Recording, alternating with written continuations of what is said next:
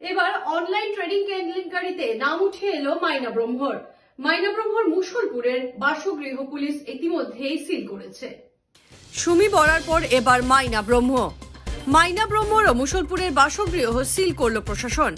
দণ্ডাধীশ মৈত্রী সন্দিকই এবং উপ পুলিশ অধীক্ষক বদরুল ইসলাম মজুমদারের উপস্থিতিতে সিল করা হলো বাসগৃহটি। কিছু নথিপত্রের বাহিরে কোনো ধরনের বিশেষ তথ্য লাভ করেনি পুলিশ। ইয়াতে সার্চ এণ্ড সিজাৰ অপাৰেশ্যন কৰা হ'ল। কিছুমান নথিপত্ৰ পোৱা গৈছে, যোনখিনি চিজ কৰা গৈছে, আৰু এতিয়া গোটেই কম্পাউণ্ডটো গোটেইখিনি আমি চিল কৰি দিছোঁ। কেছটো যিহেতু আণ্ডাৰ ইনভেষ্টিগেশ্যন আছে, ইয়াতকৈ মই বৰ বিশেষ ক'ব নোৱাৰিম। এইটো কাৰ ঘৰটো কাৰ আছিলে? যোনজন একিউজজনৰ ঘৰ আছিলে। কিমান সময় কৰিলে ইয়াত অভিযান? আমি অলমষ্ট কেইটা বজাত সোমাইছিলোঁ? 12টা বজাত সোমাইছিলোঁ। এতিয়া 5:20 হৈছে। কেইটা ৰুম আছিলে ছাৰ? তাতে 2, 3, 4টামান ৰুম আছিলে।